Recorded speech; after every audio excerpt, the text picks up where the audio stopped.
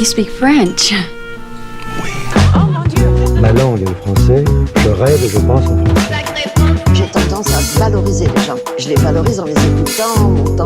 Ça fait partie de la culture, c'est En étrange que la langue de la culture. La culture, c'est ce qui répond à l'homme quand il se demande ce qu'il fait sur la terre. Les cultures doivent se parler. La diversité. C'est la vie. Bonjour et bienvenue au balado de la Nuit des idées. C'est une collaboration entre Radio-Canada et les Alliances françaises du Canada. Mon nom est Geneviève Potvin. Je suis journaliste culturelle pour Ici Alberta et je serai votre animatrice pour cette discussion qui portera sur l'introduction du pronom yel dans le dictionnaire. Aujourd'hui, je suis en compagnie de mon invité et d'un ami, il faut le dire, Martin Bouchard, avec qui j'aurai le plaisir d'échanger sur le sujet. Bonjour Martin. Bonjour Geneviève. Ça va bien ce matin? Ça va super bien. Très content. Très content de te parler. Et c'est vrai qu'on est amis aussi, donc ça va être une belle discussion, j'ai l'impression. Oui, moi aussi. Je suis très heureuse que ça soit toi, mon intervenant, Martin. Ça va être plus facile de parler de ça. Martin, tu es coordonnateur des communications pour l'organisme Franco-Queer de l'Ouest. Alors, j'aimerais qu'on commence par ça. Dis-moi ce que c'est l'organisme Franco-Queer de l'Ouest. Peut-être me parler du mandat de votre organisation. Dans notre mandat, c'est nous, on est la ressource connexe 2SL LGBTQIA+. Donc, on mène les enjeux de la diversité sexuelle et de genre dans la francophonie albertaine de l'Alberta.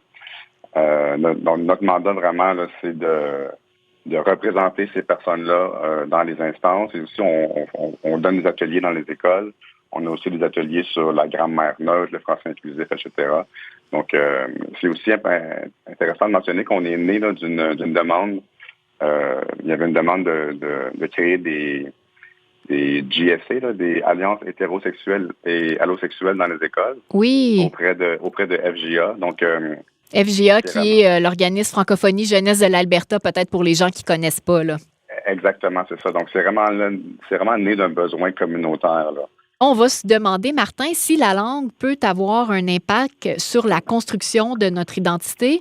Et puis, écoutez, Martin, pourquoi vous vous intéressez à cette question-là? C'est quoi votre parcours pour en être venu à avoir envie de travailler avec l'organisme Franco-Queer de l'Ouest et de s'intéresser à cette question-là de la neutralité, en fait, dans les communications, disons-le comme ça? Oui. Bien, moi, c'est bien de mentionner que je ne suis pas linguiste. Par contre, j'ai un bac en grammaire française de Sherbrooke, l'Université de Sherbrooke, que j'ai obtenu en 1999. Et en 20 ans, déjà, en moins de 20 ans, déjà, la langue a changé. Donc, on voit que ça change déjà. Moi, à mon époque, on féminisait tout. Alors, maintenant, il faut neutraliser. Donc, on voit que le français, c'est pas une langue statique, c'est une langue qui change, qui évolue rapidement quand même. Donc, en 1999, à l'université, on vous demandait de féminiser quelque part pour essayer d'équilibrer le fait que, bon, dans la langue française, habituellement, c'est le masculin qui l'emporte. Qui l'emportait, c'est ça. Donc, on voulait remettre l'égalité des sexes de l'avant. Et c'était vraiment, là, on essayait de féminiser le plus possible. Aujourd'hui, comme je le disais plus tôt, là, on va se demander si la langue elle peut avoir un impact sur la construction de l'identité, mais notre discussion, Martin, elle part vraiment à cause de cet ajout du dictionnaire Robert qui a introduit le pronom yel dans cette version en ligne. Alors, je vais donner la définition du pronom yel. C'est un pronom personnel, rare, hein, c'est comme ça qu'ils disent, sujet de la troisième personne du singulier et du pluriel. Et ce pronom personnel, il contracte il et elle et permet d'évoquer une personne, quel que soit son genre.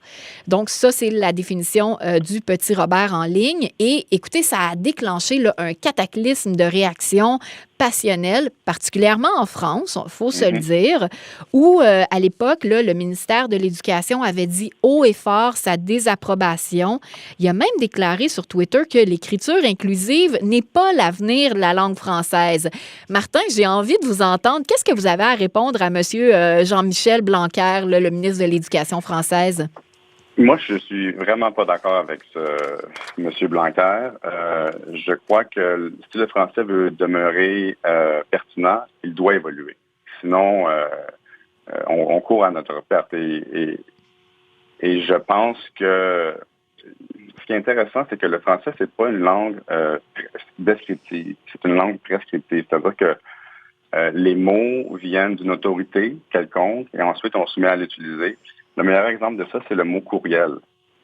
Au départ, les francophones de par le monde utilisaient le mot mail et jusqu'à ce que le Québec propose le mot courriel et que le mot soit inclus à tous les dictionnaires francophones. Et maintenant, on l'espère, mais les francophones utilisent le mot courriel plutôt que mail.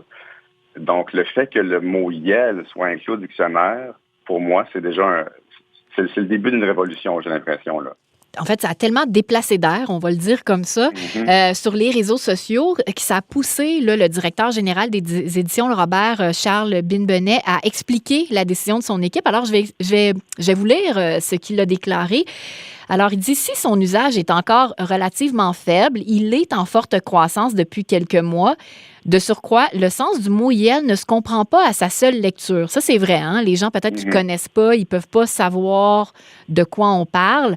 Alors, il dit, il nous est apparu utile de préciser son sens pour ceux et celles qui le croisent, qui souhaitent l'employer ou, au contraire, le rejeter. Et c'est assez comique parce qu'il s'est défendu de faire de la propagande d'une quelconque courant de pensée. Alors, vraiment, on introduit ce pronom « yel » mais en même temps, on se défend. Écoutez, ça, c'est ce qui se passe en France. La réaction n'est pas tout à fait la même de ce côté-ci de l'Atlantique. Et moi, j'ai eu envie, vous nous avez dit que vous n'étiez pas linguiste ou lexicographe. J'ai envie quand même de savoir qu'est-ce que eux en pensent. Alors, j'ai été fouiller un peu, Martin, et j'ai trouvé cet article de la presse du 17 novembre, et c'est Nadine Vincent, qui est lexicographe, professeure de communication à l'Université de Sherbrooke. Et elle pense que la décision des éditions Robert était prématurée. Alors, je vous dis ce qu'elle a écrit dans la presse. Un dictionnaire est à la remorque de l'usage. Il faut que le mot soit assez fréquent, assez bien distribué, donc utilisé dans différents domaines, dans différents groupes de la société, et après, il peut entrer dans le dictionnaire. Moi, si je peux juste me permettre un commentaire. Nadine Vincent m'a d'ailleurs enseigné à l'université. Elle était professeure quand moi j'étais étudiant. Je pense que Nadine Vincent n'est pas très au fait des courants et des groupes parce que ce mot-là est utilisé couramment à chaque jour. Moi, je l'utilise dans mon travail. Donc, peut-être qu'elle n'est juste pas branchée. Oui, c'est ça. Peut-être. Et de toute façon, moi, j'avais envie d'amener une certaine balance à ça et d'avoir un autre son de cloche.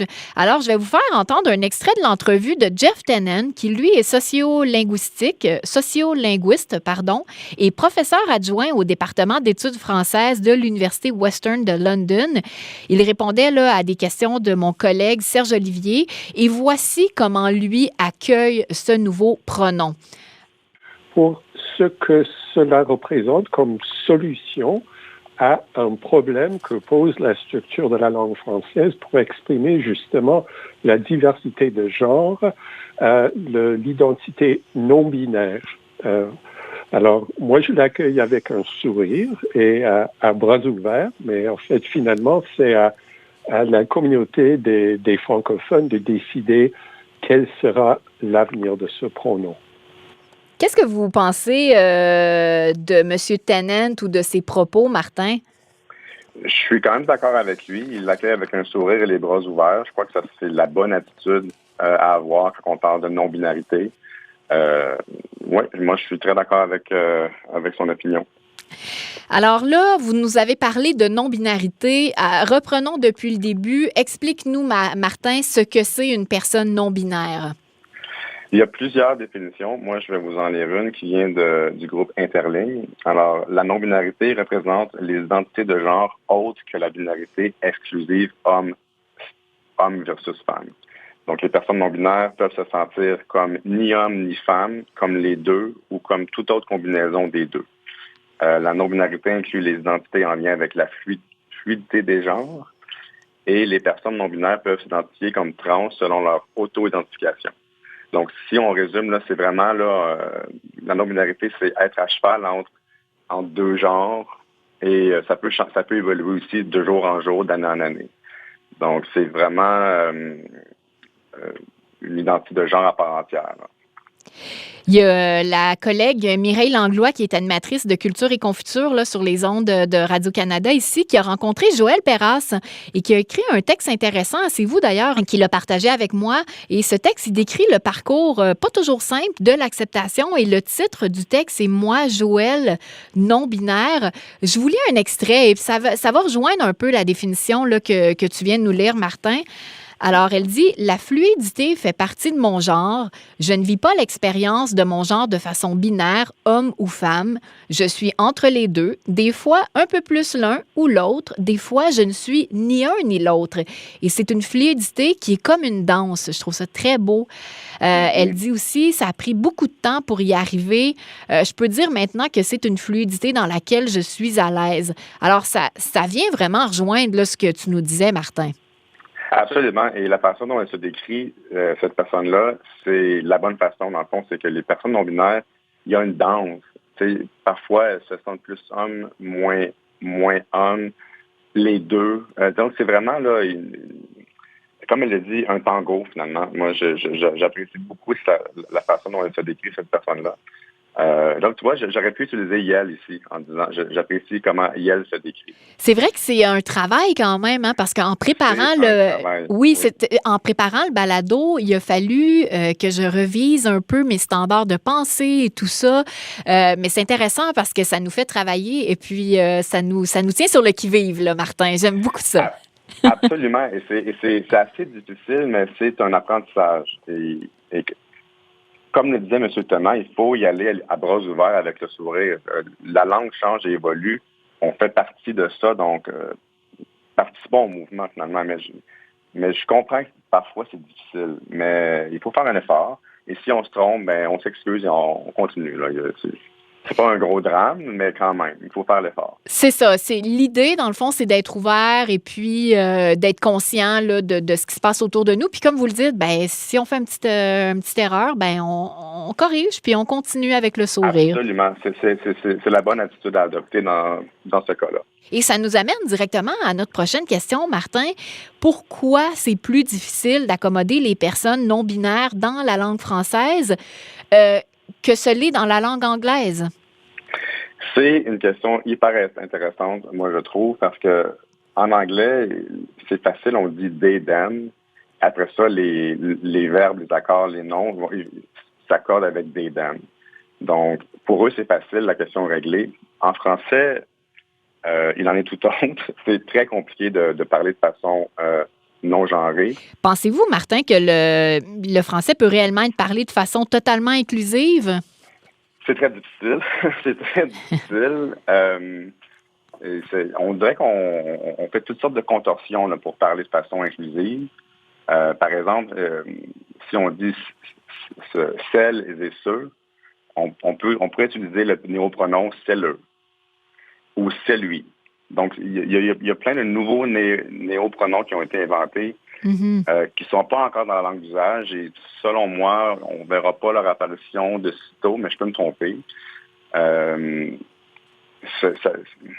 va falloir que le français peut-être s'adapte ou encore une fois, je ne suis pas linguiste, donc je ne sais pas comment tout ça va se dérouler devant nos yeux. Mais c'est difficile quand même, là, il faut le dire. Ça demande... il faut rester sur nos gardes, sur le qui-vive. On fait beaucoup d'erreurs. Moi, j'en fais moi-même. Et pourtant, je travaille dans le milieu. Donc, c'est difficile. Mais ça prend une ouverture d'esprit. Puis plus tard, là, Martin, j'ai une question intéressante qui est en fait avec certaines lectures que j'ai faites. Là, l'arrivée du néopronom Yel dans le dictionnaire, concrètement, ce que ça vient changer, Martin, c'est un peu ce que vous nous expliquiez. Là, c'est que ça permet aux gens d'être quelque part plus heureux puis plus en confiance de l'identité qu'ils veulent montrer au reste du monde, finalement. Absolument. Et pour moi, c'est un cadeau que le dictionnaire Le Robert a fait aux personnes non-binaires. Ça leur donne de la crédibilité aux yeux de la population générale. Ça légitimise vraiment leur parcours. Elles ont une preuve de dire, regardez, là, moi, je suis une personne non-binaire et il y a un néopronom qui a été créé pour moi. Donc, je le vois vraiment là, comme un pas dans la bonne direction. C'est un petit pas, hein. Mais déjà, je trouve que ça donne du souffle à un mouvement qui avait besoin là, de voir ses alliés se rallier derrière elle, derrière elle. Et moi, je ne vois que du positif dans ça, mais encore une fois, c'est un petit pas. D'autres néopronoms pourraient faire leur apparition. Qu'on pense à tous, bonjour à tous, au lieu de dire bonjour à tous et à toutes. Oui. C'est là, j'en ai parlé un peu, c'est là, c'est lui, tout ça. Il y a vraiment une foule de néopronoms qu'on pourrait inclure dans les dictionnaires, dans les guides de grammaire pour justement que nos comparses, nos concitoyens se sentent plus inclus dans la société. Martin, je vais me faire l'avocat du diable, là, mais j'ai trouvé ça super intéressant. C'est un article du Devoir du 27 novembre 2001. Hein, tout ça qui découle, en fait, de l'arrivée du pronom Yel dans le dictionnaire. C'est un article de la journaliste Marie-Lou J. Marsan et elle pose une question intéressante et qui mérite réflexion. Elle dit « Au cours des dernières années, les connaissances sur les identités de genre ont évolué et le discours autour de ce phénomène aussi. Nous reconnaissons que le spectre des identités de genre demeure large et varié. » Là, la question qu'elle pose, elle dit, faudrait-il pour autant accorder un pronom pour chacune des identités de genre, surtout dans laquelle optique d'intégration absolue de tous les visages de la société? Et en fait, la question qu'elle pose à la fin de tout ça, c'est quel sera l'avenir de l'enseignement de la grammaire? Parce qu'on le rappelle, la langue française, en fait, elle est genrée dans le sens de, pas nécessairement du sexe, mais qu'on donne un genre aux objets. Donc, une table, une chaise, un tableau. Et ça pose des vrais défis, là. Je veux dire, déjà, on va se le dire, les cours de grammaire, moi, j'ai des enfants au secondaire. Les cours de grammaire, c'est pas leur cours préféré. C'était probablement pas mes cours préférés quand j'étais à l'école. Mais l'origine de la langue française, hein, c'est le latin et de là découle le genre de la langue française. Donc, qu'est-ce que vous pensez de ça, vous? Parce que c'est vrai que ça pose un petit problème là, d'accord. Je suis quand même d'accord avec la journaliste. Elle pose une question qui mérite réflexion. Je n'ai pas de réponse à cette question-là. Moi, je crois qu'il faut y aller tranquillement. Mais, tu sais, il n'y aura pas un changement grammatical demain matin, là. Non. Et les gens qui s'en inquiètent peuvent dormir sur leurs deux oreilles. C'est pas demain la veille qu'on va parler de façon neutre, de façon écrite, que les guides de grammaire. Moi, j'ai étudié avec le Grévis. C'est pas demain qu'on va apprendre de façon la grammaire neutre et inclusive. Par contre, je vois pas pourquoi on s'empêcherait d'être de notre époque et de suivre la marche, là, finalement. Sinon, les gens vont se tourner vers l'anglais. Moi, je crains que c'est une possibilité. Donc, c'est une très bonne question qu'elle soulevée. Et on l'a mentionné plus tôt.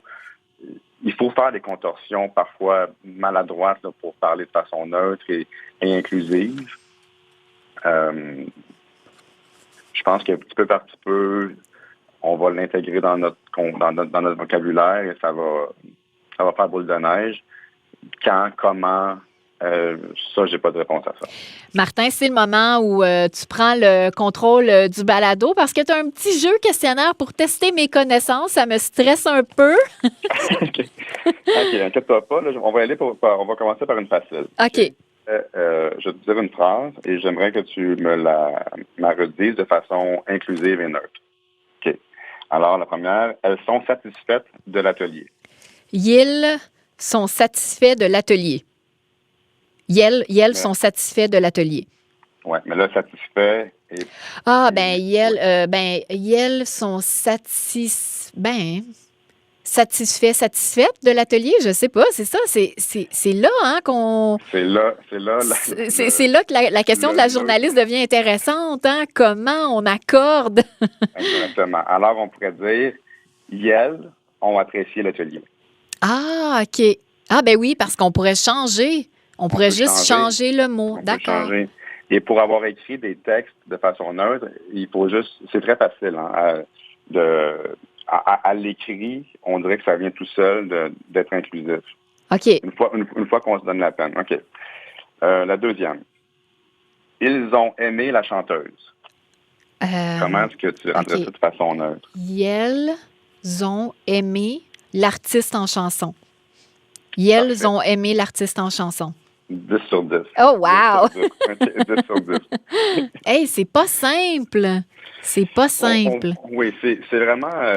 c'est un début, hein, c'est ça qu'il faut dire. L'arrivée du néopronom IEL au dictionnaire va ouvrir la voie à toute, selon moi, une transformation de la langue, mais qui ne va pas se faire demain.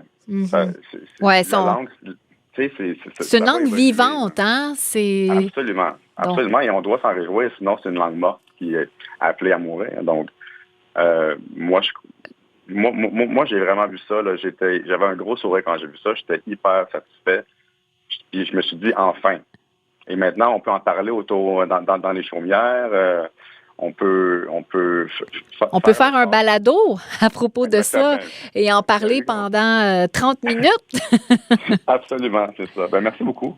Martin, en fait, je voudrais qu'on réponde à notre question de départ. Là. Est-ce que, selon toi, la langue peut avoir un impact sur la construction de l'identité? Selon moi, à 100%, ma réponse, c'est oui. Je pense qu'on en a fait la démonstration aujourd'hui, toi et moi. L'identité, c'est quelque chose de très important aussi hein, chez les humains, chez les humaines. Donc, oui, la langue joue un rôle très important dans notre construction identitaire. Alors, Martin, ça a été un grand plaisir de vous parler. Je rappelle que vous êtes à la coordination des communications pour l'organisme franco-queer de l'Ouest.